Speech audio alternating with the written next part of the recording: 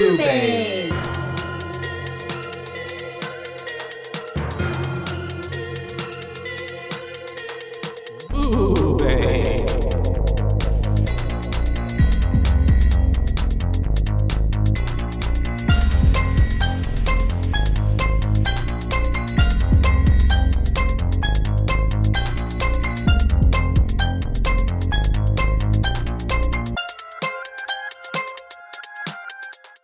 Hello. And hi, and welcome to BooBaes.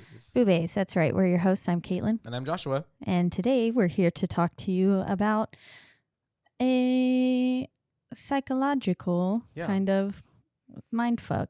I would say very psychological. I don't know what else you would call it because it's very much like you have a protagonist and antagonist, and the antagonist's way of getting to you is through your mind. Yep. Yeah. Kind of, I felt like as I was watching, I was like, wow, this must be Caitlin's ultimate fear. Like if she ever had a child. Yeah. Like it did make me think for a little bit. I was like looking at it going, wow, God, why do people want kids? Yeah, because honestly, it could, even if it's not a demon, turn into figuratively a demon. Yeah. Yeah. And then thinking about like at the end with for those of you who haven't read the title, we're covering case 39 today.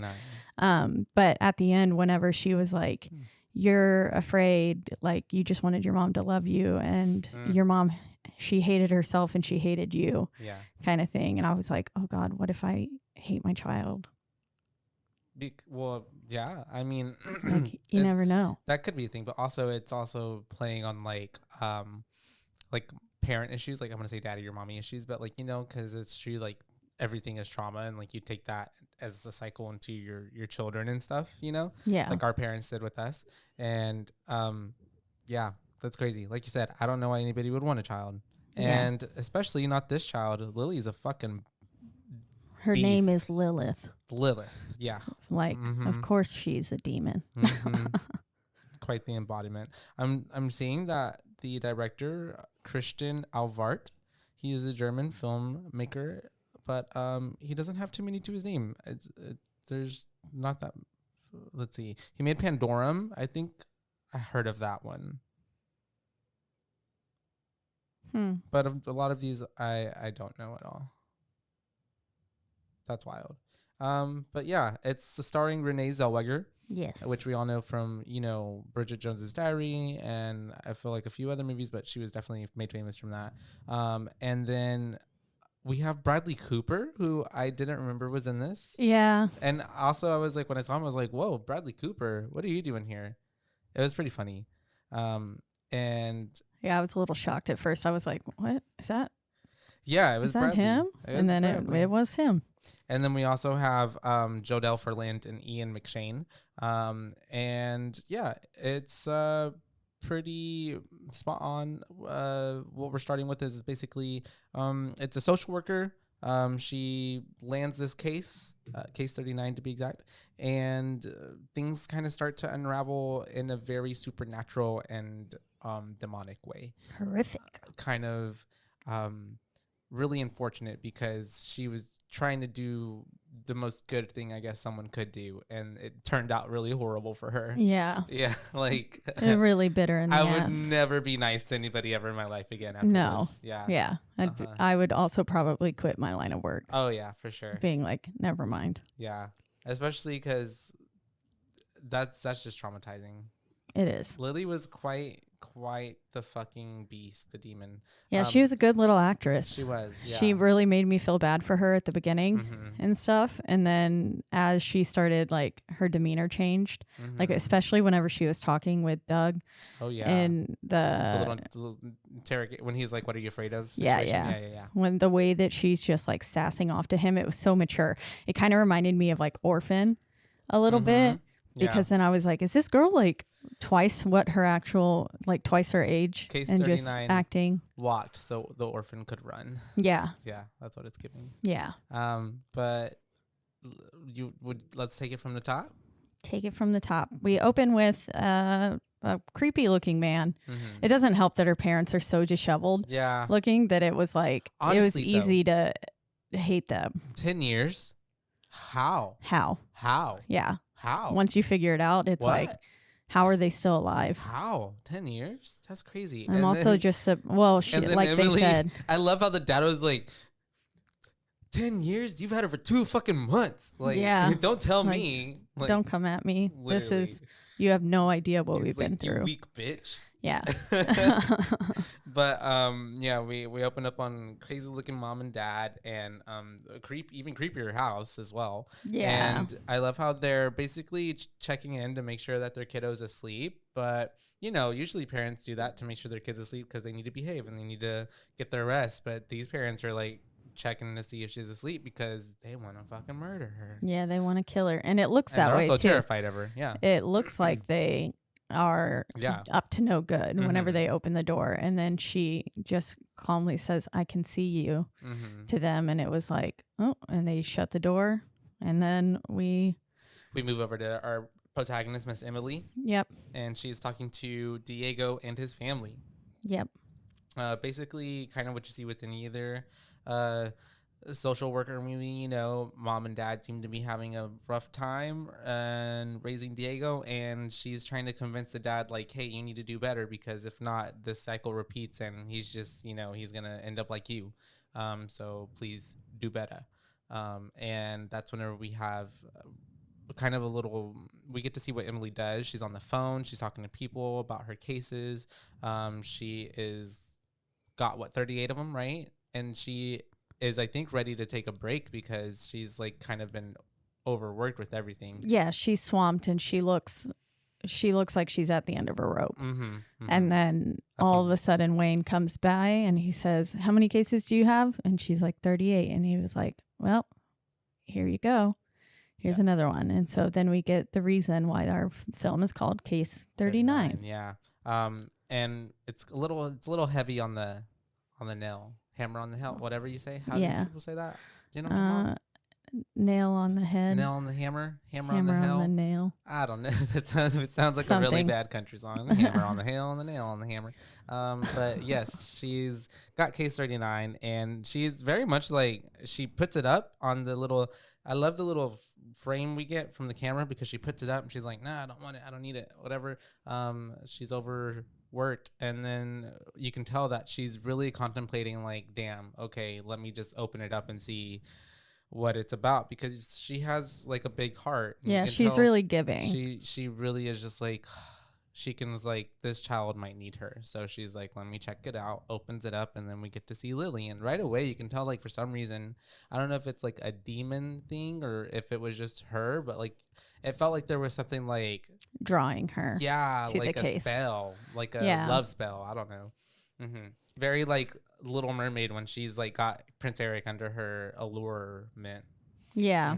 It does seem like there was some supernatural force calling her to this case. Almost like it was destiny of sorts for her to get it, or being manipulated by a kid. Yeah, already, because somehow we do find out later too that like she's able to like foresee things and like kind of make things happen in a way that line up for her, what she wants, her interest. Yeah. And so we are with Emily. I keep wanting to call her Renee. We're with Emily, and she is, which is when she's getting off, she's driving home. She's meeting Bradley up at the club, right? Yeah, and we get a very quick and tiny title card. Oh yeah, flashing over the cityscape. It just says really small, case 39, and very quickly it just flashes across the screen, and then it's gone. So much so that I barely remembered it. Yeah. It was very not in your face. It's minimalistic. It was very tiny in the corner, and it just said case 39, and then it faded away. And then we are, like we said, we were with at the club, and we're with Bradley Cooper, and you can tell, I guess they've been dating for a while. Ish, in a way. Their boyfriend, at least girlfriend. seeing each other. Yeah. I don't think they were in a committed relationship. No. Because then he's like, I don't want to be in a real romantic relationship. Can we just have like a physical relationship? Yeah. Well, I think he was saying if a relationship is too, I think he did want to be in a relationship. Oh, okay. But I think he was saying if it's too much for you. That's right. Okay. And then because she was like, oh, but work. And so she didn't have the capacity, the emotional, the bandwidth. Yeah. To really take in and nurture a relationship the way it should be. Her time was elsewhere. Yeah. And so he makes little kind of joke about it being just physical, at least, if nothing else. And then says, but like, because he's like, you got 2 months. Yeah. He says, you've got 1 month. Oh, okay. And then she goes, well, what happens at the end of the month? And he goes, well, I'll probably give you another. And then another 2. But then that's it. Yeah. And she's like, they're just laughing and having a good time together. They clearly have chemistry. Yeah. And then this is whenever we have her in bed that night, I believe, and she's going over the case of Lily.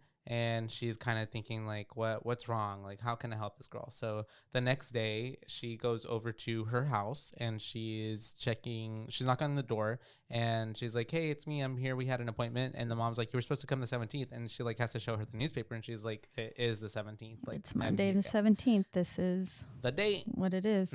And so the mom like closes the door, unlatches the latch and lets her in. And she looks miserable. Oh, she does. She looks like she does not sleep. She looks a little bit haggard. That's a good word. And so she lets her in, and that's when we see at the top of the stairs Lily, and she comes down, and this is when we get her mom, Emily, introducing herself to her and asking her name, which I thought it was really funny that it was like Emily and Lily. Like I was like, these are very close, similar names. Yeah. But the way she answers her, she uses this voice a lot. Like it's this like very childlike, like innocent, the voice that she puts on. Lily, yeah. Okay, I thought you meant Emily, because Emily does have a very high pitched voice. Well, Emily sounds like the lady who does Jennifer Tilly. Renée Zellweger sounds like Jennifer Tilly to me. You know what I'm talking about? I think so. The lady from Poltergeist? No, Jennifer Tilly, the big boobed lady from Chucky. Oh, Bride of Chucky. That like voice that I think so now. She talks very like this, like very sexual, like a lot of vocal fry. Yeah. And so she but I'm talking about Lily, because a lot of the times Lily puts on this like little like, I'm sweet little Lily, like, hi, hello. At first it was very believable, and it just seemed like she was super timid and was the way that she was. And then eventually you're able to see that it's an act, and she is putting on a specific kind of voice to fool people, to manipulate people. Like the orphan. Yep, exactly. The orphan watched this movie and got her ideas. Yep. And what was her name? Ruth? I don't even remember. It's been so long since I've seen it. It was pulled up in the like suggested for me to watch next after watching this. So it started with an R. But anyways, did you ever watch the sequel, Orphan? But it was a prequel, Orphan First Kill. No. It was actually really good. It was pretty good. I thought it was pretty good. At least I don't think I watched it. Julia Stiles. Memory is not reliable. Going back to this movie, Case 39. Yes, we are meeting Lily. We get sat on the couch. Emily wants to talk to the whole family, and she's like, can we talk to Dad? Can we get him? And the mom's like, I don't know where he's at. And then like 10 seconds later, we hear like a saw or something going off in the backyard.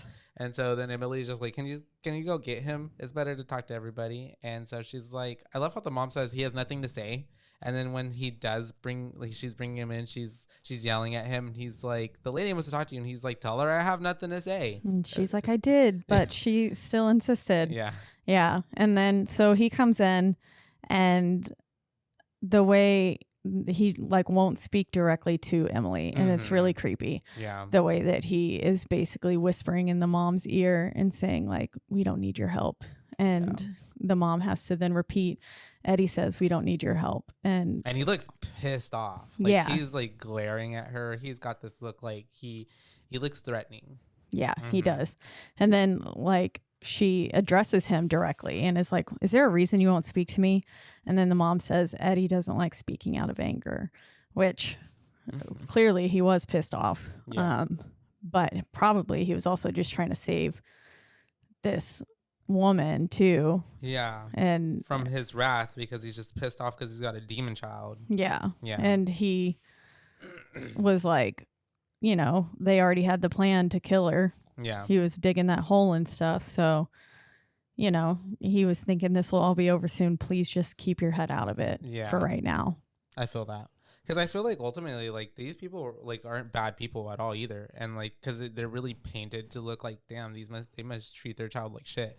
But they're literally have been driven to madness by her, which we see, you know, is what happens when you end up taking on Lily.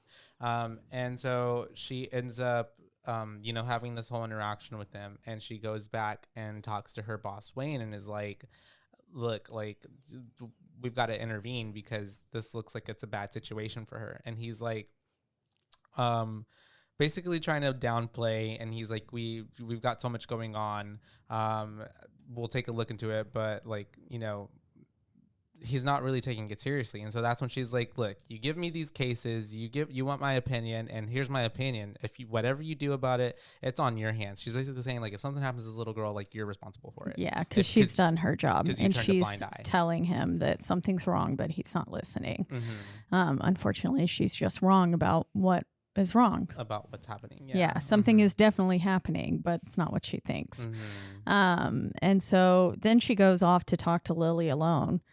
And goes up to her at the water fountain. And I love how at first she's like trying to talk with her about like wanting a little sister and how, because those two kids run by and she's like, you know, I always wanted a little sister and stuff.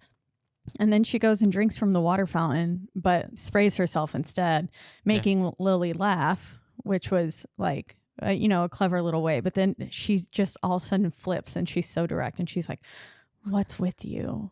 Yeah. And I was like, damn, bitch. Like, for real. You couldn't have gone about that in a like more sly way. Yeah. You were just so direct. And she I was like, damn. Yeah. And I love it. She's like, just let me help you. Yeah. And she's like, they hate me. They want to send me to hell. They go into their cellar and talk about how they want to send me to hell. That's exactly what she said. Yeah. And I love how Emily was just like, like, okay, they said that. You heard them say that? And she's like, yeah. And I love how Wayne was talking to the parents too, and they were just like, we love our daughter. We want, you know, whatever. He's really trying to put on a show of like, they don't need to intervene. You know what I mean? Yeah. And so we end up having, after all of that happening, Emily seeks out her friend. What's his name? Mike. Yes, of course, Mike. And she wants his help because she's like, some things aren't adding up and you have a lot of experience, whatever, yada, yada, yada. But he's also telling her that he doesn't want to get involved because he's obviously gotten involved with stuff before, too much, and he's gotten in trouble, almost like lost his job and all these things.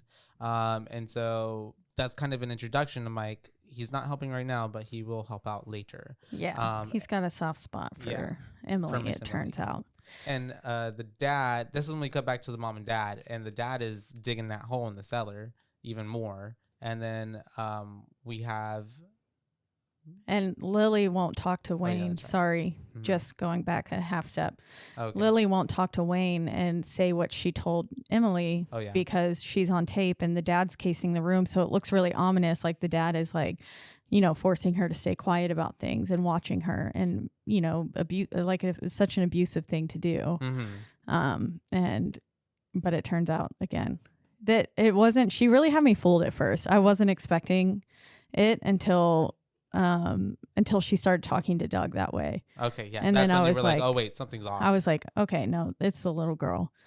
But at first I was like, oh, what this poor little baby. And then, like you were thinking these parents are horrible. Yeah, especially whenever they put her in the fucking oven. At first, were you think, because I've seen this movie, so it was already ruined for me. I can't recall what I was thinking when I first watched it. But so were you thinking like, was it like either the mom or dad were possessed or something, or I don't know. Okay. I just thought that it was a bad home life, or maybe there was some sort of demon, kind of like in Lights Out, talking to the mom, like telling her to do things. Yeah, or telling the parents to do things and stuff. Gotcha. And then whenever she found the scratch marks on the floor, I kind of thought there was some satanic ritual involved, like she was going to find an emblem or something carved into the floor. But that wasn't the case. No. It was because very much reversed. They had been dragged in there or out and stuff like that. but yes, like you said, Lily didn't fess up. She ends up going back with these people, and that's when she talked to Mike after that. Emily did, and then we are back now, and the dad is like digging that hole in the cellar, and then we cut to Emily. For some reason, also as well, this gives like, you probably shouldn't be doing that, but I guess we're gonna cross boundaries. Emily shows up at Lily's school, and starts to talk to her outside before she gets on the bus, basically being like, here's my phone number, please call me if there's like anything goes wrong. If you feel unsafe or anything, just give me a call. And then this is where Lily says to her, if I disappear, will you come look for me? Which is like, damn, little girl. But of course, that's exactly what Emily needed to hear. Yeah. Because Emily was like, yes, I will come look for you. And you could tell that Lily knew what was happening with mom and dad and what they were preparing to do. And I guess maybe somehow she alerted even Emily to come to school and do this. You know what I mean? Like in some way, like it felt like she's got Emily wrapped around her finger. And so, obviously like you said, Lily saying that, Emily's like, what the fuck? So she's like, I need to help this child. Yeah. And so, the same thing, she ends up she calls Doug, right? Yeah. She's calling Doug. He doesn't answer. And then all of a sudden, like a minute later or something, the phone rings again, and she answers and she's like, too late, met someone else. And then it's Lily on the line saying that she's scared. Yeah. And then she's like, oh, what?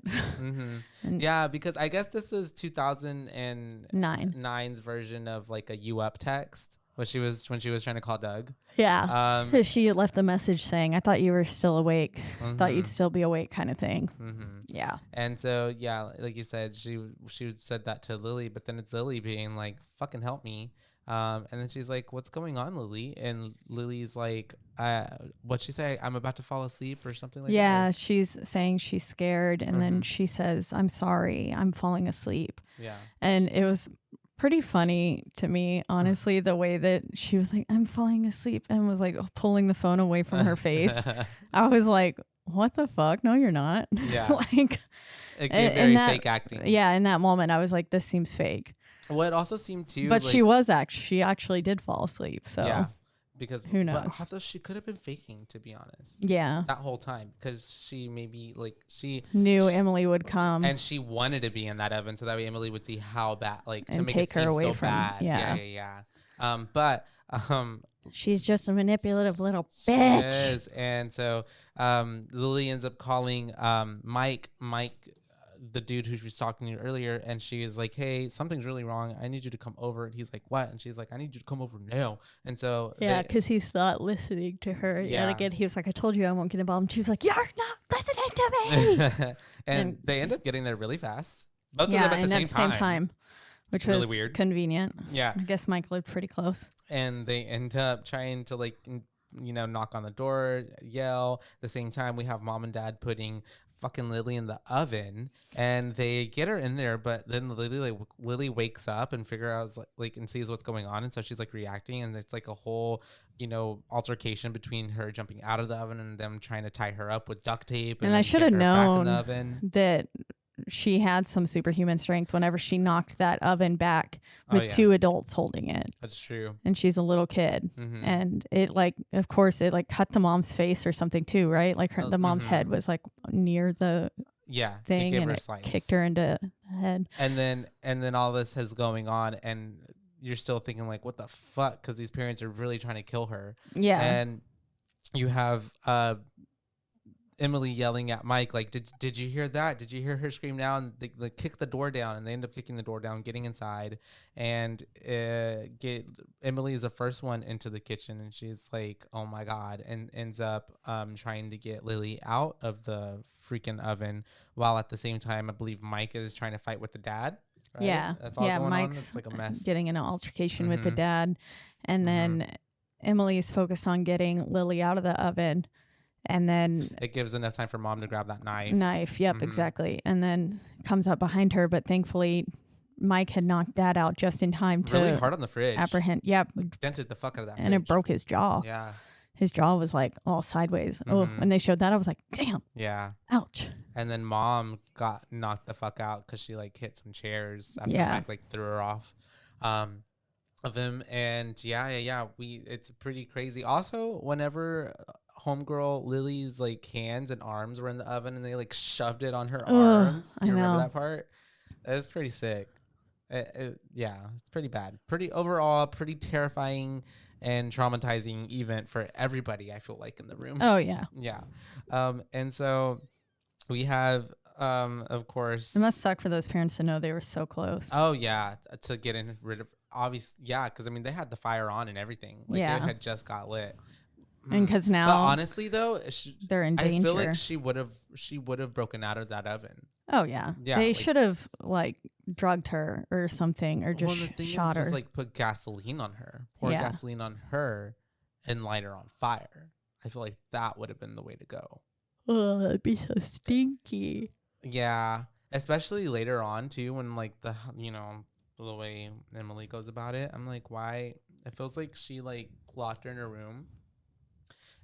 This is her in her room, and she like doused everywhere else with gasoline, but the actual place that she was. You know what I mean? Yeah. Like it all around the room, but it feels didn't actually put.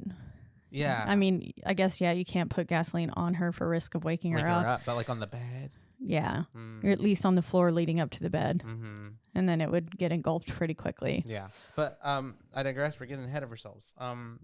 They save Lily, and we are kind of going through this little montage of the mom and dad going through a court system.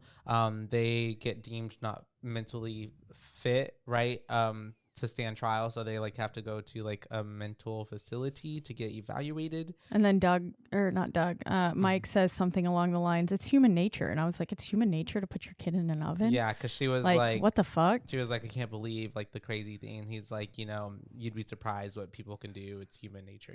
Yeah. I was like, "Oh." Yeah. Wild. And so then we have Lily talking to Doug, and this is when they get their first kind of interaction, and this is him kind of very much like she's obviously been through a lot of stuff, and I guess he works in conjunction with Emily's office and social work. I guess that's how they met too, because he's a child psychologist. Is that what? Yeah, right. And so he could be a psychiatrist too. Yeah, I don't know, something in that vein. Yeah, we never really got an actual like. He's a therapist, of some sort. And this is whenever we have him talking to her. He's kind of doing a little bit of a quick evaluation and stuff, and we have Lily and Emily talking after that, and she's basically telling Emily, sorry, because their names are so similar. Lily's telling Emily, like, Doug tells me I'm going to go to like some home for a while until they like find me a foster care place, but I want to live with you. And Emily's telling her like, that's not possible. Like, I just work on the case. Like, it wouldn't work out. And conflict of interest. Yeah, exactly. And then that's whenever Lily's really pushing it and is really using her like, charm and like making Emily feel bad for her, to where now we literally have Emily like petitioning and talking to all these different people to try to get Lily to come home with her until they find like a permanent home for her. Yeah. That way she's with someone that she trusts and feels safe around. Because she saved her. So obviously she would feel the most comfortable with her.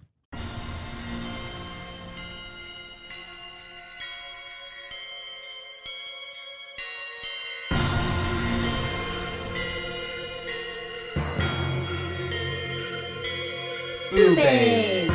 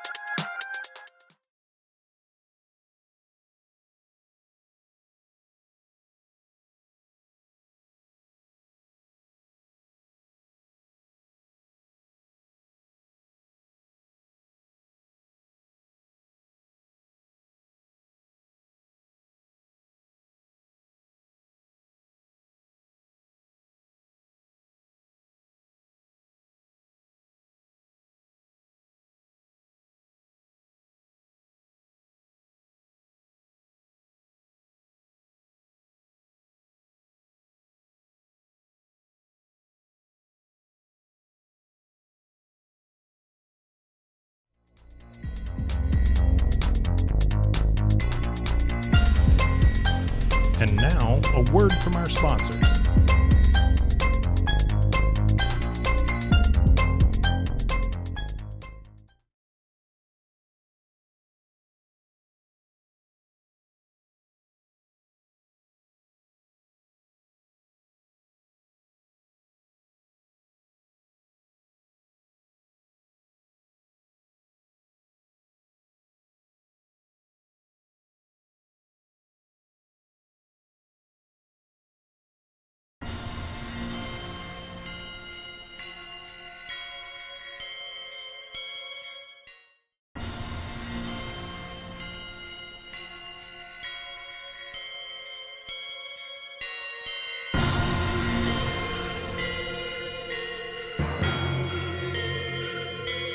BooBaes.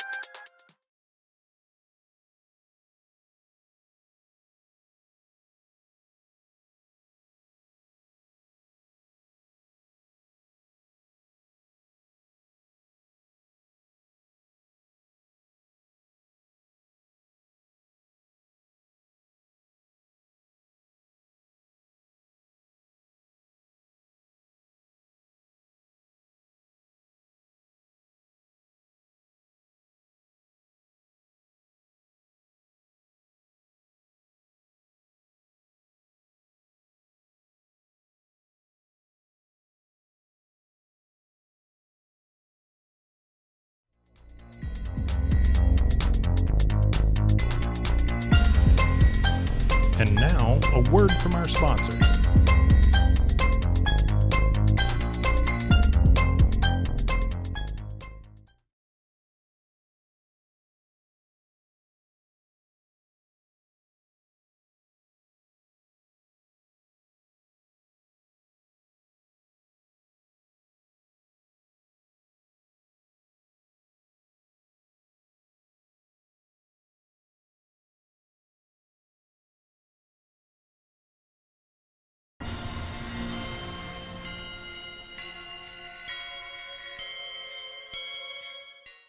So she brings her home, and she's like talking with her and stuff. You know, they're having a nice, touching little moment. She's like brushing her hair, giving her chamomile tea. It really feels like everything's gonna be like hunky dory now. Yeah, like, I know. yay. Which I was like, oh, okay. Well, what else can go wrong in this movie? I was like, so is the movie over? Right? Yeah, everything's okay now. Yeah, Yeah. that's really what it gave. Even actually though, because that is kind of true. Like whenever that whole thing was going on with the parents and stuff, with the like kid in the oven, that did seem very like final movie moment. Yeah. Yeah, Because it's such a bold move to put a child in an oven. Yeah. Yeah. So and it did seem like it was over. And so we have Emily the next day now. She is going to Lily's old house, and she's there to kind of I don't know if it was to pick up stuff for her or what, or like just gather information. She went there to just kind of see what condition she was living in. And she gets let in and to collect her things, yeah. Right, yeah, okay, I thought so. She was picking up some of the stuff that she needed. And so she gets let in there by herself. She's checking it out, and this is when we start to kind of see like kind of red flags of like weird stuff that is in her mind weird, because obviously we said that like the parents' room had like deadbolts on their door, but like from the inside, so it means they were trying to keep themselves inside of their room and something out. Yeah. And then like the scratches on the floor, and then like we see that like they were pulling the dresser in front of the door to block it, and that's whenever she ends up going down to the cellar and seeing like the big hole that was down there that they were digging. So a lot of these things are just kind of like going off in her mind as like, okay, something's not adding up, but all right. She's kind of just gathering stuff and going. And then this is when there's also a lot of religious iconography around the house too, that she like, because she picks up the Bible at one point. We passed 2 crosses on the wall and stuff like that, and she seemed like perplexed that maybe that they were God-fearing people. But then did this to the child. Yeah. Yeah. Little did she know they were using that to protect themselves From said child. And we're with Lily at therapy. And this is, it's just Lily at therapy. Does anything very big happen here? I think this is where we get an introduction to she's in the same therapy group as Diego. Yeah. The little kids group. She also at one point says, I love you. Oh, that's true to Emily. To Emily. And Emily's like, love you too. I think she was dropping her off at school. It was after that part. Yeah. She drops her off at school. And that's when I was also thinking like, that's very soon, but okay. And then, basically, I know it was really soon. But like, of course, this kid probably, if she was about to be murdered and stuff, it kind of makes sense that she would be like, I love you. You saved me kind of thing. And then I guess the reason why we saw her at therapy with Diego, and it was very apparent to like show Diego in that therapy group because this is when Wayne wants to see Emily. And then Wayne is like, something's wrong with Diego. Diego killed both of his parents last night. Yep. And then I was like, damn. And then whenever we get there and start investigating the scene, we see that not only did he just kill his parents, he like slaughtered his parents. Like he killed them with a tire iron. Yeah. And just the scene intense. Was a massacre. There was blood everywhere. And I mean, tire iron, I can only imagine, like to the skull. Yeah. And with enough demon strength, like that's just like spaghetti soup. Eventually. Yeah. Little SpaghettiOs. Spaghetti soup. That's just what you wanted. Can I get the spaghettini? The spaghettoni? Spagnetti. Spagnetti, yes. But it's Spignetta. Skulls. Yeah. Bashed in. I very confidently said to a waiter the other night the wrong name for this wine. It was Spignetta. But and I was like, he knew exactly what you were talking about. Well, he said, can you turn the menu around and show me so I make sure I get it right? Yeah. And so he still needed, because I was like, can I have the Spagnetti, please? And he was like, you mean this one? And then I pointed and I was like, oh, Spignetta. But he knew where you were going with he that. Just needed to humiliate confirm. For me. No, he needed to confirm. Shout out to John at Moroso's. You were a great server, by the way, dude. He was. You handled a party of like fucking 12 people. Yeah, right, like, close to end. Tremendously well. Of the night. He still fed me dessert. Yeah. So that's all I cared about. And I feel like the kitchen even was just like, nah, we ain't going to do that. And he was like, guys, come on, just do it for me. Come on. It was only 3 minutes. Come on. After they closed. Oh, I did feel bad. Okay. I didn't realize it was that. Time flew. Time flies when you're having fun. Oh, that's right. I have pizza at the house still. Right on. Nice. I forgot about that. Love a good pizza. And so we have Wada Bida Binga Bong. Who do we have? We have she's going to talk to Diego now. That's true. And Diego he's crying. Mommy and daddy. Yeah. And you can tell he definitely it was probably an outer body experience and he was under the possession of something else because even the Mike was like, I was there when I saw them apprehend him. It was like, took 3 men to get this little kid down. Yeah. Because she was also like, how could a 10-year-old have done this? Like, this isn't possible.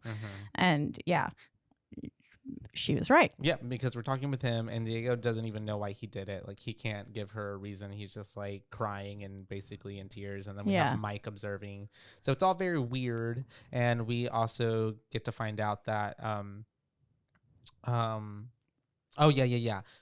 then get with Emily and Lily, and Lily is asking questions about her family and really wants Emily to open up, but Emily is kind of shutting it down. Yeah. And so that's whenever we do have them back at home, and Lily went snooping through Emily's shit and found some pictures, and Emily sees her with it, and she's like, why were you, snooping through my stuff? And she's like, I just wanted to learn more about you. Is this your mom? And Emily says yes, and it's we don't get much more from that right now, but it's just to kind of tie in a little what's it called, foreshadowing for later on in the movie. I mean, she does tell us that her mom died in an accident. It was raining and she was driving too fast, and figures out that, and she said she died in an accident, or we were in an accident. Yeah. So she corrects it, so we know that she was with her in the car whenever she did that. She was trying to end both their lives, I think. But she didn't. Mm-mm. And now, failed. Yep. So then we see Emily locking up everything in the closet, kind of being like, okay, yeah, you can't go through my things anymore. Mm-hmm. And then where are we next? And then this is whenever we see Mike Mike gets a hold of Emily, and he's telling her that there was a phone call that came from your house at the time to Diego's house whenever the murders happened. Yeah, at like 2 a.m. Mm-hmm. Yeah, And right Emily's before he like, killed his parents. Emily's like, I that wasn't me. That's not possible. And he's like, well, I've got the records and it came from your house. And she's like, well, I didn't do it. So that only leaves one other person. So then they start to ask Lily about it. Yeah. But Lily just bold-faced lies and says she didn't call. She didn't make the phone call. And they like ask her repeatedly, and even to Mike, she's like, I didn't do it. And so that's whenever Mike steps outside and he's talking to Emily about it, and he's like, I've seen a lot of things, and like I know basically like you'd be surprised at what people do. Like you think that they're monsters, but then you come out, you realize that they're just ordinary people. And he's like, she's lying. She's like lying to he's us. like, she's bold-faced lying. Mm-hmm. And then whenever she goes to talk to Diego, because she goes to do that next again, Diego's saying he didn't get a call. And then the more that she pushes it, he starts like hyperventilating and choking on his food. Yeah. Or maybe not on his food. He just starts he's just like having a panic attack. Yeah. Just starts choking. And then eventually he's in the hospital room. Yeah. And he confesses. Breaks, yeah. He says it was Lily. And then I'll let you say the Spanish. Did you write it down? No. But, no. Oh. Mm-mm. Okay. Basically he just said it was a man who hombre. Called. Yeah. Yeah. And he says it was a man who called, but also said it was Lily. Mm-hmm. So he was like, it makes confusing. It weird already as well, because he's like, it was a man on the phone. Yeah. On the line, a man's voice. Mm-hmm. And Emily's like, what? Mm-hmm. This is confusing. And everybody's like, so how can this be? And so this is whenever we have Emily now kind of starting to get a bit weird now with Lily, because things aren't kind of adding up or making sense. And also she knows that Lily was lying to her about the phone call. So she's just kind of like, this is sus. This is a little weird. Yeah. And so then Lily ends up having a meeting with Doug. And this is whenever we have that moment when Doug is trying to he's asking Lily a bunch of questions, and he's trying to ask her about her fears. And she says, I'll tell you what I'm afraid of if you tell me what you're afraid of. Yeah. And that's when he starts to go over about how when he was smaller, put his hand in it, was climbing a tree and put his hand into a hornet's nest, and then got stung by bees or hornets, I guess. Yeah. What's the difference between a hornet and a bee? I have no clue. Okay. Stung by hornets. And then ever since then as well, has like just been afraid of hornets. Yeah. Because he got stung over like 100 times, and he is obviously rightly terrified of them. And he jokes, he goes, and I don't climb many trees either. And he says, okay, now what about you? And he asks her, like, you said you're not afraid of the dark, you're not afraid of your parents, like you're not afraid of these things, so what are you afraid of? And she says, me. And she says, I have bad thoughts about certain people. And then she was like, about you, kind of things. And he's like, why? What about me? What do I do? What did I do to you? Did I ever say anything wrong to you or anything like that? And she was like, nope, it's just the way that you are, you're facile. And then I was like, damn, she's being really sassy. Yeah. Because he's like, you don't even know what that means. And she like gives him a textbook definition of what it means. Yeah. And he was like, ouch. And then she's like, and I think you're smug. Yep. And he was like, okay. And then he was like, well, he starts to apologize. And she was like, don't apologize. You're a grown up. It's embarrassing. And I was like, damn. Yeah, I wrote, Lily is being a bitch to Doug. Yeah, she was.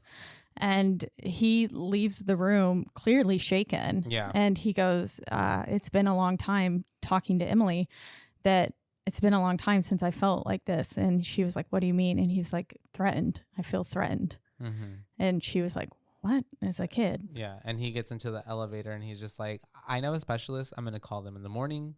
And then we just get this fucking little Lily spinning around in a chair that she does a lot. Yeah. She loves spinning around in a chair, looking and smiling menacingly.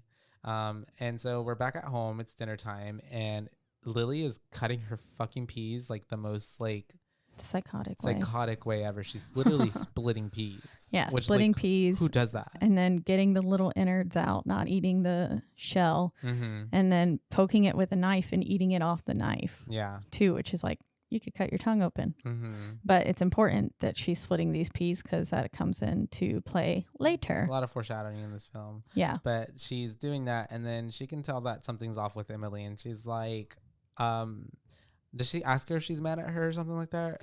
Yeah, I think she does explicitly say, like, are you mad at me? Mm-hmm. And then she's like, no. And then she was like, well, what's wrong? Let me brush your hair. Yeah. And I love how she's like, let me brush your hair. It'll make you feel better. And she's like, no, thank you. And she's like, well, I'll go get the brush. She's like, I said no. And thank you. Literally. And I love how she's like, Doug said something, didn't he? Yeah. Mm-hmm. And then she was like, no, Doug says you're doing really well and stuff like that. Mm-hmm. And then she was like, no, he said something. Otherwise, you want to be acting like this kind of thing. Mm-hmm. And then we're with Doug. Very perceptive young demon. Yes. And then we're with Doug, and he's chilling. Looks like he's like doing late night work, and I think he's trying to figure out about what the hell kind of disorder this child has. Oh, that's true, because he's looking at personality disorder papers and stuff like that, right? Yeah. And then that's not a personality disorder, just a demon. He literally, he gets a phone call, and it ends up being this kind of staticky phone call. Tells him like, sorry, you got the wrong number. Try again, whatever, I can't hear you. And this is whenever we do have him looking down at his paperwork, and then all of a sudden he gets kind of like this little inkling of like something being in his ear. And then we start to hear like little buzzing sounds throughout the room. And then that's whenever I think the bee comes out of his ear, right? At this point? Yeah, so the hornet starts yeah, crawling out of his ear because he keeps hearing it. And then he finds one first because he like goes and gets the Q-tip and starts like digging in his ear, and then pulls one out, and he's like, what the fuck? Yeah. And then they just start like falling out of his ear and his nose, his socket, like everything for the most part. Yeah, eventually they start coming out of every orifice. Yeah. And he's hearing all these hornets, but he's not seeing them at one point, and he's like, what the fuck is going on? And then he like turns around and looks at his back, and he just has this like swarm of them on his back. And it's pretty terrifying. Yeah. Like I would be freaking out. Yeah. I'm not even afraid of hornets. I don't have a legitimate reason to be afraid of them. Well, even just bugs that fly, like so many a swarm. And then he has them on his back, and he's trying to take it off, really carefully, puts it into the shower.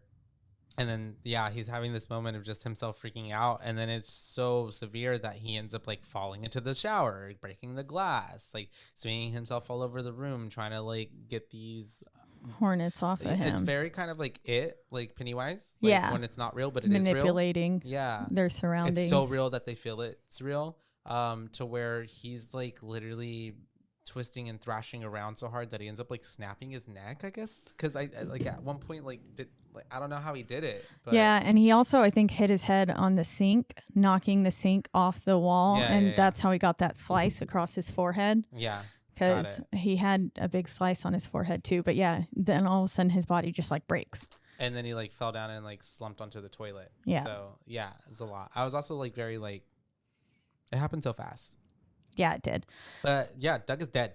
Doug's dead. And as we then see we're at a funeral service for him, and Lily tries to hold Emily's hand. Emily like kind of shakes her hand loose and acts like she's wiping her tears away or something, but I think legitimately Emily didn't want to hold her hand. No, she didn't. And not at all. And Lily can pick it and sense, like she picks that up and senses it. Yeah, because on the drive home, she asks her, you think it's my fault, don't you? And she was like, it's not your fault. No, it's not your fault. It's no one's fault. It was an accident kind of thing. But Lily's like also shaking her feet, like kind of like a little sing-song, like kicking her feet like she was listening to a little song or something. Yeah. Very happy motion. Not grieving. Not being sensitive to someone who is grieving. Yeah. And this is when we have Emily talking to Mike about Lily, and she's trying to be like, girl, there's something wrong here. Like, she's doing it. She's a demon. I don't know. Well, not necessarily saying she's a demon, but something's wrong. And telling her about how, like, the parents had things like, they were trying to barricade themselves in their bedroom. Like, and I think this is where he tells her she's crazy, right? Essentially? Yeah. Or she's losing it. Yeah, basically. And because she keeps asking him too, like, was there a call from her house? And Mike's like, I already checked. There's no call from your house.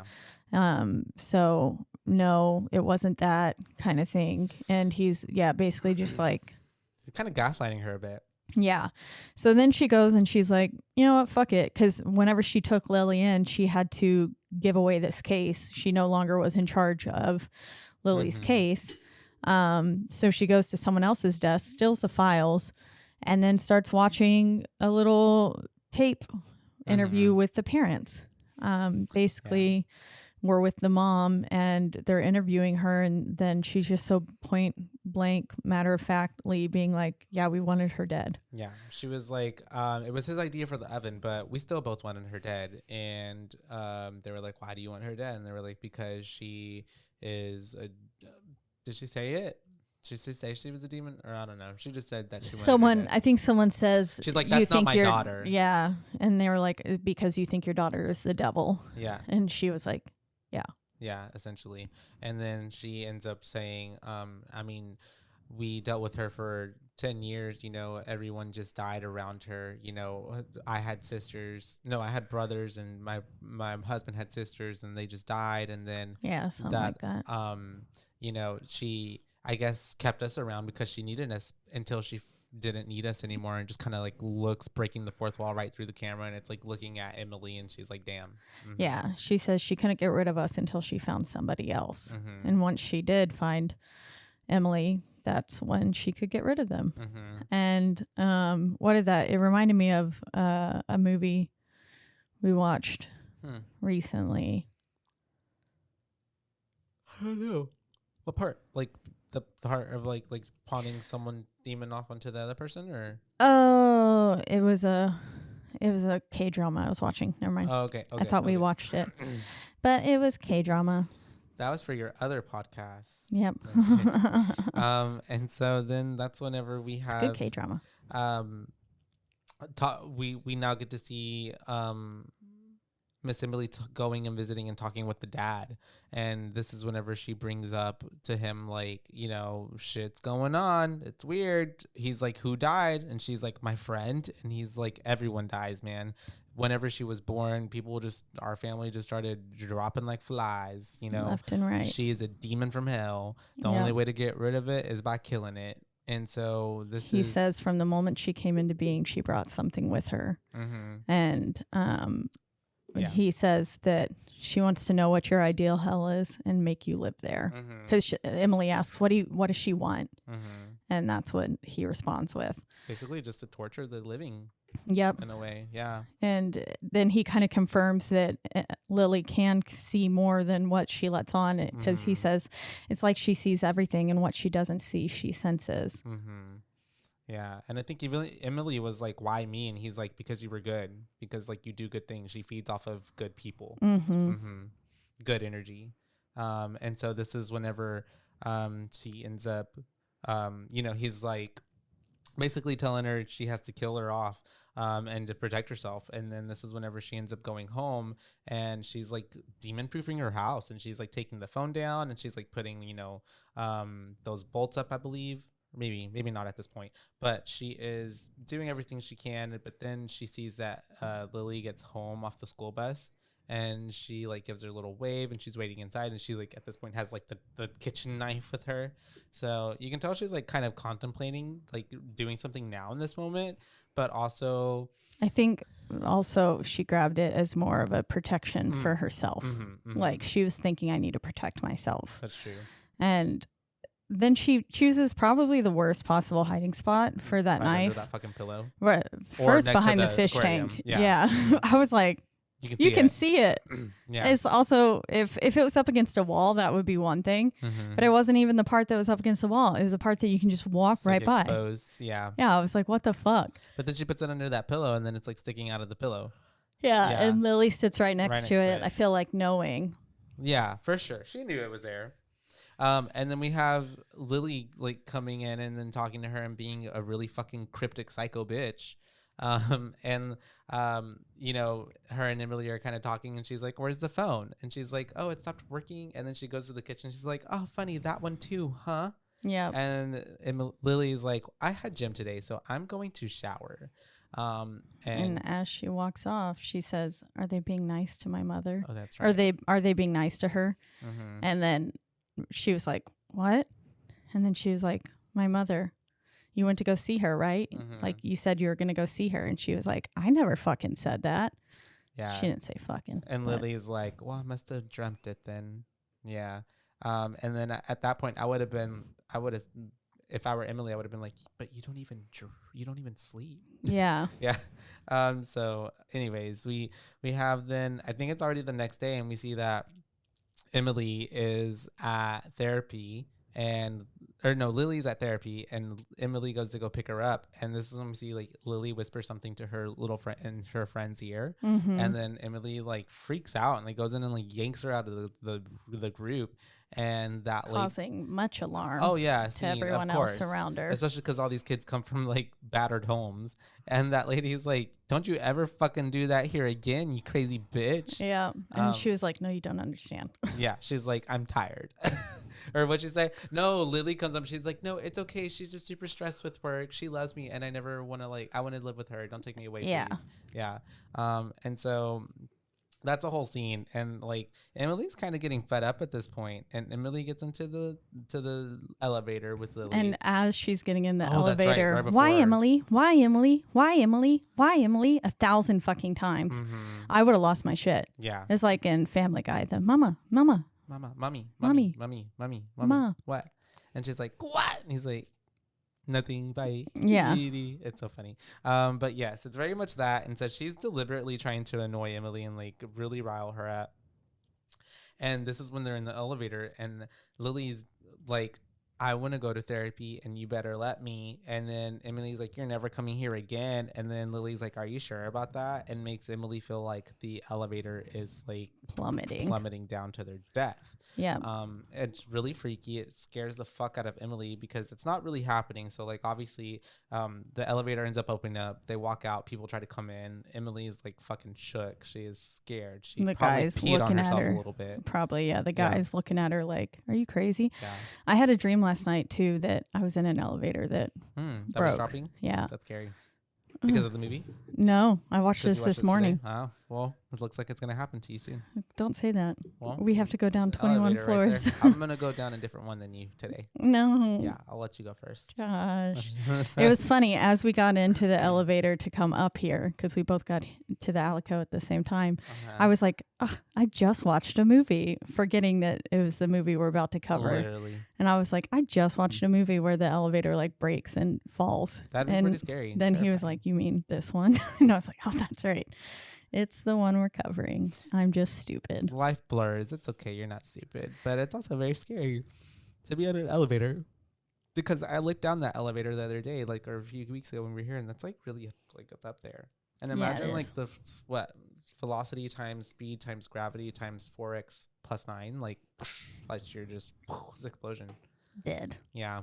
And so obviously Emily I'm knocking on really wood. spooked. We're leaving, and at this point, I think my bad. I think I got a little bit ahead of myself. This is when she's talking to fucking Mike, and she's trying to tell him like, hey, she's a fucking demon. And he's like, look, I know she's a lying, deceitful little child, but she's not a demon, and you need to get help because I do not want to report you. Yeah, he says a damaged, deceitful, and manipulative child is not a demon. The way though, he really don't like Lily though. She's damaged. She's deceitful. That little bitch is a cunt. But she's manipulative. You know what? My bad, my language. She is not a demon though. There's that though. And he's also, I also really like though, because this happens a lot in movies where like really sane people and people that you would know in life that like if you were to come to me and start talking about this shit, I would believe you, because not a doubt, like there's no part of me that thinks that you would have a mental break or be that crazy to think something like this. You know what I mean? Yeah. Especially when it's like, you're my friend and like I'm getting worried about you. Go yeah, like seek in help. Smile when her fiance was like that stuff too. Yeah, like such a dickhole move. Yeah, like I would believe you more if like you were to tell me like there's some ghost and a demon and we've got to do this and this and that, and I'd be like, okay. because I know that that's not everyday convo, and why would you ever bring that up? You know what I mean? Unless like, I was at my wit's end. Yeah.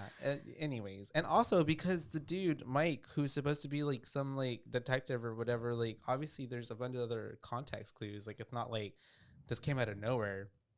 Like I don't know. Anyways, I'm going on. Lots of things have been happening that he should have maybe had Mike believed her so a little bit. I won't be too.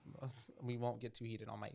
Yeah. But yes, we are back with Emily at home, and this is where she's bolting up the fucking doors like the parents did. Yep, putting deadbolts on her doors, and then she, of course, drops one screw, and it rolls under the door, and fucking Lily's there. Yeah, she's reaching around, and then all of a sudden you just see little feet, and she looks up, and Lily's standing there like fucking Samara or some shit with her long dark hair covering part of her face. She's just like, good night. Yeah, love you, Mom. Love you. Make sure to lock that one. You're gonna need it. It's so creepy. It's the next day. We're at work, and it's kind of like this little montage of her being there all day because she doesn't want to go home. She's afraid to go home, and at one point she's she's on this phone with this one lady who's just kind of like badgering her and won't let her get a response in. She loses her cool and goes off on the lady, and she's like, why don't you stop beating your child, or I'm going to go over there and beat your ass. Yeah, I'm going to fucking kick your ass just like you beat your kid. Yeah. Or something. And Wayne comes up and he's like, okay, you obviously are in no shape to be here. You should go home. And then she's like, I don't want to go home. And then he gets a phone call, and it's that static phone call type of bullshit again. Yeah, I was like, oh no, Wayne's going to die now. But he goes, it's for you. Yeah, gives it to her. And then it's fucking Lily, and she's like, you shouldn't leave me unattended at home. It's not really good. Yeah, you shouldn't leave me home alone, Emily. And then she hangs up immediately, sets the phone down, and she looks back up, and Wayne's gone. Yeah. Everything. Because he was never there. Yeah, everything is gone. The phone was not there. Nothing was there. The office was empty. Because I'm assuming that it's like 9 p.m. or something, and she's just been there all day. Yeah, I think track so. Of time, dissociating. And then all of a sudden you hear the familiar sound of that chair spinning on its own too. And we look up, and across the office, one of the chairs is spinning on its own. And very scowy. It was. And then she gets home and walks right past Lily, and Lily goes, "Don't ignore me. My mother used to ignore me." Yeah. Just go straight to her room, locks it, and you can hear like the deadbolts just like click, click, click, click. Yep, she's locking all of them, and Emily's starts banging on the door, asking to come in, saying she's scared because there's a thunderstorm going on outside, and she's like, "Emily, let me in. I'm scared. Blah blah blah." And then it's just normal knocking at first, but then it starts to turn into like violent banging on the door. Yeah, something that a child can't do. Yeah, because it sounded like the first one was like. It sounded like she had like a battering ram or something and just like charged the door with it. It was really loud and it's really violent. And then it also seemed at one point, to me at least too, like it was coming from like a height that like from the top of the like all you know what I mean? Like not even just like, obviously she's a kid, she can't reach that high. So yeah, I was like those demon arms probably. Yeah, she's getting bigger and stuff. Yeah. And then all of a sudden Emily is hunkered down in the corner, just like with a knife in her hand. Yeah, with a knife in her hand, petrified at what is happening on the door in front of her. The banging stops, and then she hears sounds from the closet. She hears something like clothes moving, like the hangers moving. Yeah, and on the line. She was like, "What the fuck is that?" And then it's like the burnt mom, right? Yeah, it was. Or a burnt lady. Lily's burnt mom. Yeah. The one who Maggie abused her, Maggie. I never got her name. Yeah. And she ends up, it's very like much like, what's the Conjuring, whenever that one girl comes out of the closet. No, she's on top of the closet. On top of the wardrobe. The wardrobe. It felt that way. But anyways, yeah. Emily runs away enough, and then Maggie just comes charging out of the closet, and then we have Emily running through the whole house and then running out of the front of the house, tripping, falling off the stairs and into the rain, and like her just shirt and underwear, and just running out into the street. And then we have fucking Maggie just like rushing right through what are those called? Like a railing, the rail? Yeah. The porch. On the porch. Yeah, just like busts right through it and just starts charging towards her. And then for some reason, because I also feel like it's like supposed to be 1 a.m. or something, like middle of the night. maybe not, but there's a bus, just like residential, just like they're chilling. Yeah. It was out of service, but still there. And she's like banging on the window and she's like, please let me in, let me in. And he finally does. Yeah. And she gets inside and she's still freaking out. And then he's like, what is your problem, lady? Like, there is no one outside. And she was like freaking out still. And he was like, look, there's no one there. And then she finally calms down enough and is like, what the fuck? Nobody there. And then so she starts heading back to the house now. But she stops at her car first and grabs the spare key from under the back of her trunk and gets in the car to... She was planning to leave her. Yeah. But then all of a sudden, of course, Lily's in the back seat and she says, leaving a child unattended is a jailable offense. That's so scary. Yeah. Because also, how the fuck did Lily know she was going to get into the vehicle? Also, how did... Yeah, a lot of things. But Lily's a fucking I feel demon. like Lily can teleport too. She can do something. Or something. Because she... Like, I feel like that's how she got out of the house. The way she just at the end. Yeah, the way she just popped up, fucking scary.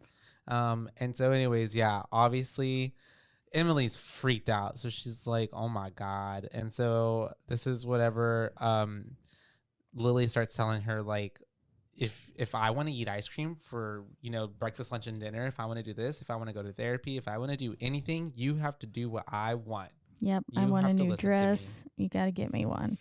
And then she says, don't be sad. This is your new beginning. Yeah. And it's like, ugh. She's basically being like, do you understand? Like, this is like not like, like. This is non-negotiable. You do what I want. Very much that. Yeah. And so this is whenever the next day we have, and I guess we might have glossed over it my bad earlier. Whenever, she had asked her to ask Nancy, I think was her name. Yeah, to expedite the process of finding her home. Yeah, and Nancy was like, I think her name was Nancy. She was like, "What in the world? You like literally petitioned for this girl to be in your house," and she was like, "What the heck? You really fought for this kid and now you're wanting me to speed up the process? Because honestly, she's not a priority of mine right now because she's safe in your home." And then she was like, no, like, I need this kid out. And then so Nancy runs up to her as she gets to work the next morning and she's like, we found a home for Lily. Like, it's this nice family from somewhere upstate Idaho. And they're ready to come pick her up on Friday. She shows her the picture of the family and stuff like that. And they look happy and everything. And so you can tell immediately that Emily's like, I can't push this willingly onto them. Or knowingly put this. Because then it goes straight immediately to her talking to the dad about like, what would happen. He's like, no, if she goes with this family, then it just begins again and it starts with them. Like, it has to end with you, essentially. Yeah. And he says inner sleep is the only time you have the upper hand. But that's hard. Like, she doesn't sleep a lot. The one time that she did sleep, you fucking came and broke her out of the oven. Yeah. Yeah. We were trying to get rid of her then, and we watched her every night for 3 months, and every time she was awake. So it's hard to find her when she's in that vulnerable state. Yeah. And then he also says, if you're not afraid, she can't hurt you. So basically fear is exactly like it. Yeah, it's what it feeds off of. Wow. Yeah, literally just in a child form. And so this is just it, chapter 5. No, but we do have then her mother, Maggie. She is in her padded room and she's getting medicines and stuff, and she's telling the nurse, like, please don't leave me in here. But she gets left by herself, and we see that even from like afar, Lily is like literally able to torture them. Yeah, because she's sending her mom visions of her being in like an oven being burned alive. And then we have her dad at lunch, and he's just trying to mind his own business, but we see an inmate who is splitting peas the way that Lily does, and he ends up talking like her in her voice, or I guess maybe she is communicating through him, but she's like, I'm so glad you're in here, Daddy, and getting the help that you need. And homeboy Edward, I think his name, just loses his shit and just attacks the inmate, stabs him in the neck with the fork. Doesn't hesitate. You can tell that hit a main vein. Like, he's probably gonna bleed out. And then we have him trying to do even more and attack him even more, but like, he's on the table, they're trying to get him down, they're fighting with him, the guards, and then he ends up slipping and falling in a way that he ends up getting the fork stabbed into his own head. So he's pretty much dead. Yeah, he dies. Because we do get confirmation immediately after by freaking Emily, and she goes up to Mike's place and she's like, Edward Sullivan is dead. And he's like, I know. Also, I have some other information come in. You need to hear this. Yeah, he says she's been using the cell phone. There was a call that went to Doug that night, but it was from your cell phone, so it took me a few more days to track it. And he goes, you know what? I'll help you. Kill because her. Yeah, because she's explaining like the only way to stop it is to kill her, kind of thing. And he was like, I'll help you. I was kind of shocked at how quickly he agreed. Same for me as well. Especially with how like adamantly he was denying her earlier. It seemed like a bit towards this area and this part of the film, things started to take a speed that we're like, okay, we're really it seemed like things started to go into high drive, where it's like they knew that they only had 15 to 20 minutes left in the film, and they were like, okay, we got to fit all this in. Come on, guys. We got to go. Yeah. And so the pacing to me a little bit towards the end got a little bit off. But yes, he's like, I will help you. We're going to go kill this girl. Let's do it. You make sure you keep her at the house. And so they kind of have this little plan. Is there a bird? That's got to be a big-ass bird. There's a dragon. The dragon just literally like flew above us. That is weird. Maybe it's an airplane. No, it was like hovering. Yeah, it was like back and forth right here. Weird. Did we see an AUP? And it's with the new UFO. Oh, AUP. That's right. But anyways, yes. So we have them back at home. We also get a flash of Emily getting a sleeping pill prescription. Because basically she was telling the doctor she couldn't sleep. Yeah. And Mike getting his gun. They are getting ready. And then this is whenever she gets back home, but all of her fucking case files are on the floor, unfortunately, which I don't even know if necessarily this was true or it was just like a vision she's seeing in her head, essentially. Yeah. But she ends up like it leads her all the way to her bedroom, and she like pulls this like cork board thing underneath from her bed. Or is it Lily's bed? It's Lily's bed, right? Yeah. And it's basically everybody's picture who is close to Emily, and then like her basically like her death board. I'm gonna get you board. And then we see that Mike was on there. Mike, with the picture of her Emily. And then Doug was on there, and Diego was on there. And Doug and Diego's pictures were flipped around, meaning she had already done what she needed to do with them. That's true. And so then we have her just kind of like silently freaking out, but she is then hearing like a buzzing sound, and then it's a cell phone going off, vibrating, and she finds it underneath Lily's bed, in between the mattress and I guess the frame thing, the wood frame, and it's Wayne, and he tells her like, hey, I'm sorry to tell you. Oh, because all this is going on, and Mike is like imagining that he's getting attacked by dogs. Yeah, Mike in the parking garage. Seeing these dogs in the parking garage, and then of course he gets in his car and one's in the back seat, and then it lunges and attacks him in the neck. But Mike had this shotgun ready to go because he was planning to go kill this little girl. And Mike takes aim at the dog, but it's not really there, and ends up shooting himself in the head instead. Unfortunately, pretty bloody in the car. And so she's getting this phone call from Wayne being like, hey, like, I'm sorry to call you, but like, and honestly, I don't even think this was real. It wasn't. I don't feel like it was real. Was it? I feel like Lily was doing it.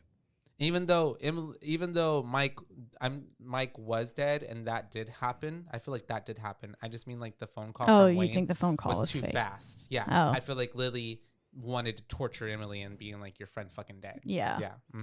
And so, she ends up getting that phone call, Mike is dead. They think that he shot himself. And like, she ends up just kind of dropping the phone on the floor. And it's funny because Lily's in the fucking living room eating popcorn and watching TV and watching hip hop videos. Yeah. And Emily just walks up and just fucking flips the fucking TV. Yeah. Flips the TV on the floor. Very, Scream, Stumacher. Yeah. And then, just like yeets the popcorn out of her hand. And she's just like, get out of my fucking house. And Lily is just like, what's the word? Reveling in it. Like, she's just like, hee, like, you can't do anything. And then she stands up and her face distorts as well as her voice. And she's like, don't yell at me. and this demonic voice, and her face like turns blue. Yeah. And stuff. It's like gets big and like bulgy. And Yeah. I think at this point, Emily's like, okay, I'm going to go to my bedroom now, because that really freaks her the fuck out. Yeah. I mean, it would too for me as well. But yeah, she runs to her room. She like locks herself in there. And this is whenever Lily's like yelling on the other side. He's like, I said I was sorry. I'll brush your hair. I'll brush her hair. That's her favorite thing to do. Yeah. I don't know why. And so this is whenever Emily's in the room, but fucking Lily is just like breaking the door down and the door frame, the bolts, and she's like, gets inside the bedroom after pushing the bed frame and everything out of the way, and she like breaks down the whole house. Mm-hmm. Like the wall starts the frame splitting, and everything, the bed frame, mm-hmm. and or not the door frame. That's what I meant to say. Yeah, the walls like splitting, all of the deadbolts fly off. Yeah, and you can tell, and this is where it's like very apparent that it's at a height too high for Lily. And she goes into the bedroom. You can see her little feet, and she like looks underneath, or she grabs the knife and like stabs it into the floor, and is like, "I don't want to hurt you. Like, I'm gonna count to 1, 2, 3." Like, she's also using her own words against her too. Mm-hmm. Oh yeah, because she's like, most families don't even know they have a problem until it's too late, kind of thing. Which is exactly what Emily said to her at the first, or said to Diego's parents, right? She said it to, I think, to her Emily's parents. You're right. Yeah, because they were like, we don't need help. Yeah. And then that's when she said, most families don't realize they have a problem. And then, but then she pokes her head down there and she's like, what are you doing? You silly Billy, or silly pumpkin head? Silly pumpkin head. Yeah.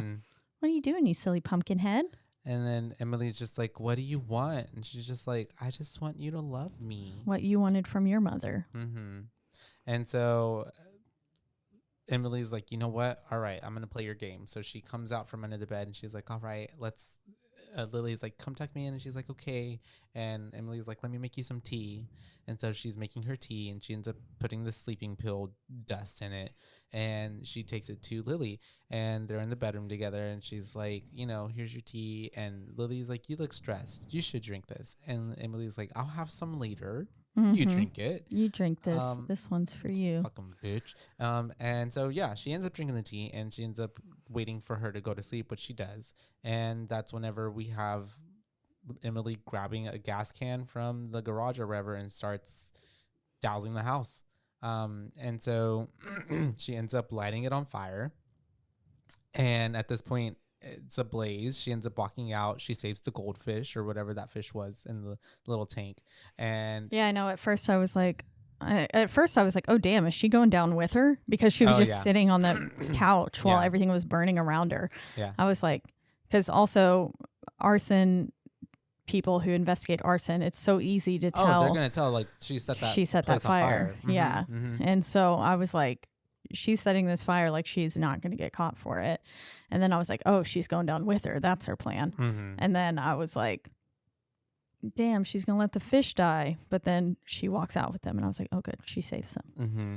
Ends up walking out with them. And then that's whenever she's just like watching the whole place go down. Police come, fire people come. And that's whenever she gets like asked questions. She's kind of out of it right now. I think she's kind of thinking like, oh damn, I really did this. I really did it. And then like we're also seeing the house burn. It almost kind of sounded like, I thought I heard like a demon like kind of screaming at one point, or a little girl screaming like ow, ow, like into the like roar of the fire, but not, I guess no, because then she gets asked like by the firefighter, like, was there anybody else in the house? And like where she can see past him, and fucking Lily's just there in a red coat, just like standing there like unscathed, like nothing had happened, hunky dory, like she was at the grocery store and just came home and was like, what's going on with our house? And walks up to her and goes, that was mean. Yeah. And so they end up getting told by the police, like, hey, follow us, we're gonna escort you to a place to stay, to the police station, and find you a place to stay. And so Emily's just like, what the fuck? And so they get in the car, they're driving, they're trying to get there, but this is whenever Lily starts bringing up her mom, right? Yeah, she's like, she hates herself and she hated you. Mm-hmm. And they told you it was an accident, but you know it wasn't. Yeah, you knew that wasn't true. Mm-hmm. And she says, you're afraid of the part of you that's her. And like, you're afraid that's why you never had kids of your own. Yeah, because you're afraid of being like her. Yep. And that's whenever she ends up what's her face? Emily starts to drive a little crazy, and she's like, "No, whatever. Like, I don't believe it." And then that's whenever Lily starts to make her go back in her head and give her a vision of it like raining again, and putting her and reenacting the whole moment that, like, you know, she was with her mom, except now she's her mom. When she looks in the mirror, it's a whole thing. It's really fucking with Emily's psyche, but then Emily is trying really hard to be like, you know, I'm not afraid. This isn't real. This is fake. I know this is fake. And ends up fighting through that hallucination that Lily's bringing on her. And at this point, she's like, I'm not afraid of you. And Lily kind of loses her power over her. Yeah. And then I love how she's like, looks at her, and Lily's got this scared face on her. And she's just like, are you scared now? Yeah. Are you scared? Because I'm not. Yeah. And then starts driving real fast, and then crashes through this gate, and then launches the car off of the little off the road dock thing. Yeah. They were close to a lake / river. Ocean kind of thing. Yeah. And goes right into the bay. Yeah. And she starts, you know, Lily had taken off her seatbelt right beforehand too, because she was like, I'm going to jump out of this car, save herself. Yeah. Yeah. And since she took that seatbelt off, she was like, she hit the dashboard really hard. Yeah, she got banged up as they crashed, and Emily was fine. But then she starts going to get out, and Lily is apparently not unconscious, grabs her arm, and they start fighting. Yeah. And then Emily like gets Lily into the back seat somehow, and then is like crushing her in the trunk. And trying to put her in the trunk and close the door behind her. Yeah. And she's turning into this monster. Yeah, because she's turning blue and like into this monster demon face type of situation. Her arms are getting longer, and like her fingernails are getting more whatever claw-like. But thankfully, Emily's able to get out of the car. But just as she's swimming away from the vehicle, out of the trunk's like the tail light thing, the demon arm pops out and grabs onto Emily's leg. And it's massive. It's massive. Yeah. It's huge. It's like a dragon. And it's trying to hold on to Emily, but she fights hard enough to where she like kicks it away, and I guess does this little snap thing and gets away. And it seems as though she is able to get out the water. She gets up. We see that the car is bubbling underneath the water, and it makes you think at first I thought Lily got out. Oh, okay. I was like, oh damn, Lily's is Lily's like Lily about to surface with those bubbles? Yeah. But thankfully it was just the car bubbling. Yeah. And going deeper into the ocean thing. We just watch Emily as the credits start to roll in, as she's watching the car go down, and like catch her breath, and just kind of this harrowing moment of like, oh, I survived. I win. I win. Pans you lose. out with her watching the water. And the cityscape. Yeah. Yep. And that's the end of Case 39. Case 39, 2009 film. How many boos? I would give this a good 2.5 boos.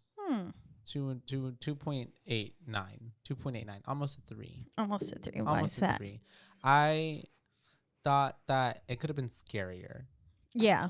There was a lot of points where I thought, and for some reason I remembered it being scarier. Maybe it's just I'm older now. Maybe we've seen a lot more horror movies since then, and it's been a while. But I thought it was scarier. But there's some stuff that I feel like it just could have been built on better. And then like towards the end, like I said earlier, the pacing for me kind of got a bit off, because I feel like there was a lot of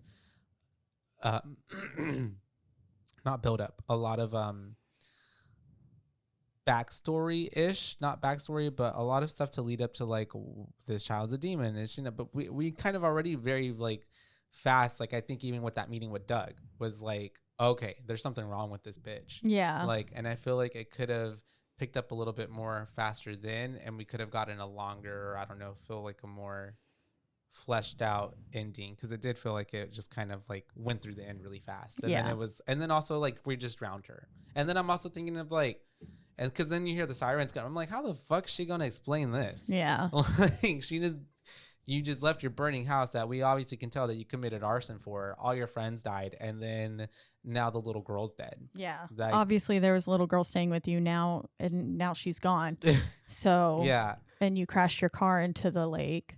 It almost seemed like, I guess I wanted more of a better story for Emily in this sense, or more of a happier ending, because I feel like, damn, like I feel like Emily's not going to get out of it. yeah, I don't either. And Homegirl was just trying to do her job at first, and then just got entangled with this demon. Like, yep. It's pretty. And no one's going to believe her. Yeah, it gives me very. Did you ever watch that movie Drag Me to Hell? Yeah. Like, same ending, where it's just like, damn, like you really wish there would have been like some. Isn't that one at the end where she's on the train tracks and like yeah, she gets like and dragged back. Dragged back. You thought she made it and she was gonna be happy Yeah. and good, but then it was like, nah, like you thought she beat the curse or whatever. Because remember that witch that cursed her from the bank or whatever. She was trying to work. She was working that bank and she got spit on. But anyways, and she was just doing her job. It wasn't her. She was. I mean the you know what I mean? If she wanted to, accept that loan, she probably wanted to, but the bank told her no. Anyways, yeah. So, but I mean, all in all, Emily did a really good. Renee did a really good job. Everybody did a really good job. I thought Bradley Cooper scene in the bathroom with the bees was pretty cool too. Yeah. Actually, you know what? I'm gonna give it a 3. I'll give it a 3. Yeah. Fair. Also, really liked that dude, Mike. He's a really good actor. He's the dude from the Halloween movie. Remember the newer one? Yeah. And he plays. He's in lots of things. And yeah, for sure. But he was the doctor that was like had a fascination with Michael Myers, and then basically let him loose so that he can run back into Laurie Strode. He's like the whole cause of the newer 2018 Halloween thing. Ian McShane. Yes, him. Yeah, he's been in I love his so voice. many things. John Wick, all the John Wicks. He was in Pirates of the Caribbean. Yes, Captain Barbados, I think. And lots of other Hercules. He was a voice in Coraline and Kung Fu Panda. What? Cute. Hellboy. He was in Hot Rod. That's what I know him from the most. He was the dad in Hot Rod. Got it. Hot Rod is my favorite movie you love of Andy all time. Samberg, Yeah. Right? Yeah. Yeah, Andy Samberg's one of my main boys. Love him. No wonder you like Adam Driver. I feel like I feel like they're the one and the same person. Oh, like they're because of their nose. Interchangeable, I guess so. Yeah. Their height, their nose, they're similar vibes. But yeah. And so yeah, I give it a 3. I just give it a solid 3. That's fair. You want to know some trivia? Yes. This movie was completed in 2007 and was initially scheduled for an American release in August of 2008, but it was delayed twice before its final release date on October, this says 2010, 3 years after completing production. But I'm guessing it was one of those things where... Jeez, that's a long time. American and foreign release dates are different. Yeah. Chloe Grace Moretz and Isabel Fuhrman were considered for the part of Lilith Sullivan. But coincidentally, this movie opened in the United States the same week as Let Me In, which featured Moretz. I don't think Chloe Grace Moretz would have been as creepy. No, I don't. Something think so. about a little blonde girl's not as creepy. Well, and isn't the Isabel Fuhrman girl? That's the girl from The Orphan. Yep. That's literally the girl from The Orphan. Yep. So it's funny how we were like, oh, she gives the same vibes. Yeah, I could have seen that one better. This movie was released in New Zealand first on August 13th, 2009, and it didn't get the American theatrical release for another year. Okay. And then... That's funny. What else happened? Oh, it said Samantha Weinstein also auditioned for the role of Lilith. Well, and that the girl who actually played Lilith in this, I feel like I've seen her in other stuff too, but I couldn't place my finger on it. Yeah, she's been in other things too. She was in Silent Hill. Yeah, that's what it was. Yeah. I was like, I know her from something else, but I couldn't remember exactly and I knew what. she was in The Cabin in the Woods. I remember and the Twilight. Yeah, she was in Twilight. I know that much. I remember her now. Did she play the grown Renée? No, I think she played just some off vampire or something, or one of the other. Oh. Because remember, wasn't that the one whenever the redheaded girl was trying to build her army, and she made other little vampires that didn't really matter? It's been a while since I've seen Twilight films. But yeah. Anyways, any other fun facts? Nope, that's all. What's your boo rating? She was also in the 2002 Carrie. Keep it horror related. Yep. I would give it a 3.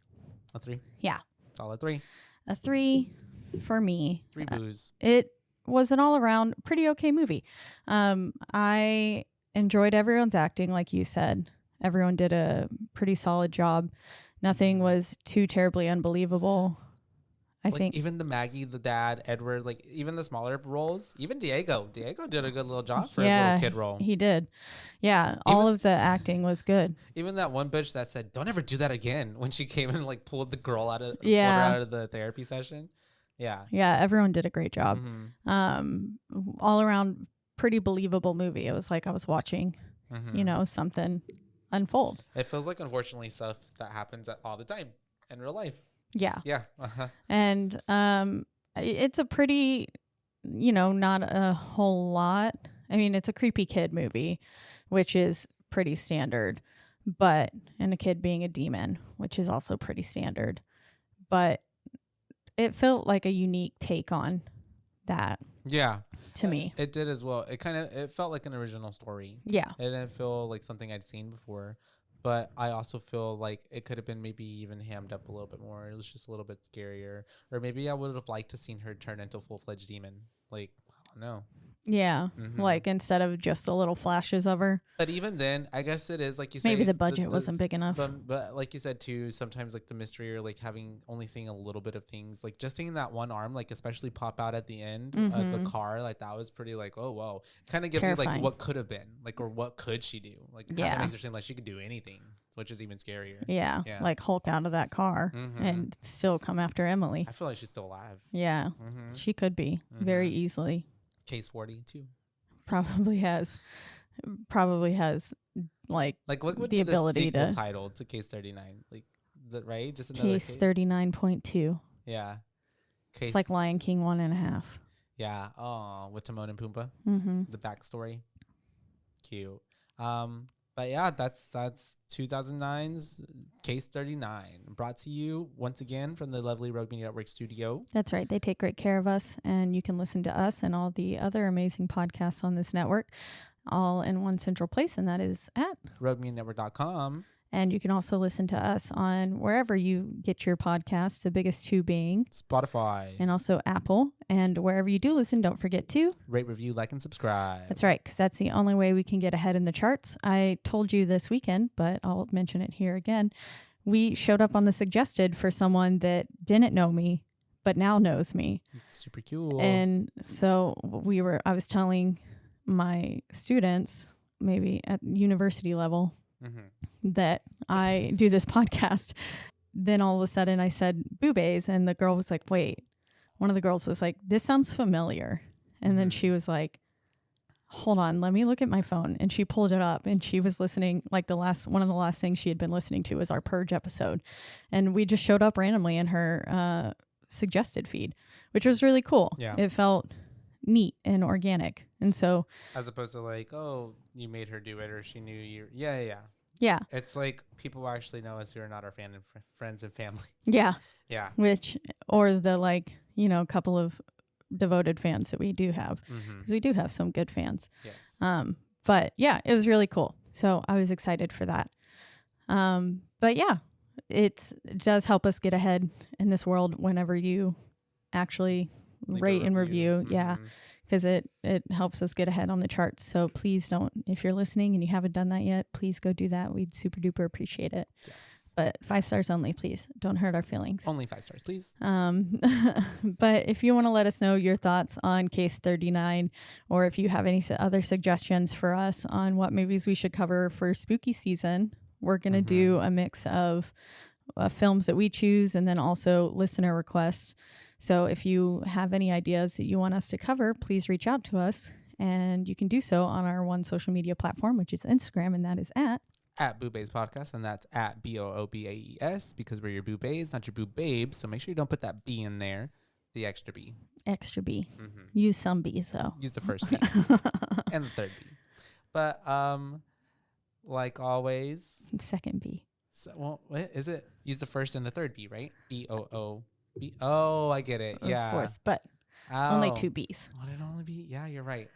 All right. You know what? It's just that BooBaes. Babes. BooBaes. BooBaes. Boob. Oh, I see what you mean now. But yeah, is there anything else, Kayla? I don't think so. So until, what are we covering next? Not the Nun. Is not it the Nun? No, it's the not Evil the Dead Nun. Rise. The Evil Dead Rise. We're gonna be doing. We told Evil y'all Dead last week it was the Nun. Surprise! It's not. It's not. And it's not Dead the Rise. Nun again. It's Evil Dead Rise. So that's exciting. It's we saw that movie in theaters together, and I'm excited to watch it again and take some notes on it. If you'd like to watch it before you hear our episode, it is on HBO Max. You guys, so you can go stream that for free. For free. Well, I mean, you have to pay for HBO Max. But if you don't have it, you can probably get a trial subscription. Do that. Make up a fake email. Hit up a friend. Someone's got to have it. Someone's got it. But until next time, you guys. Bye, baes. Bye, baes.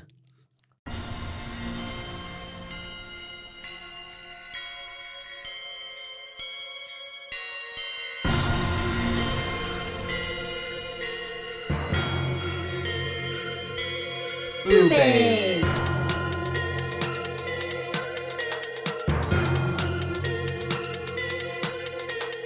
BooBaes.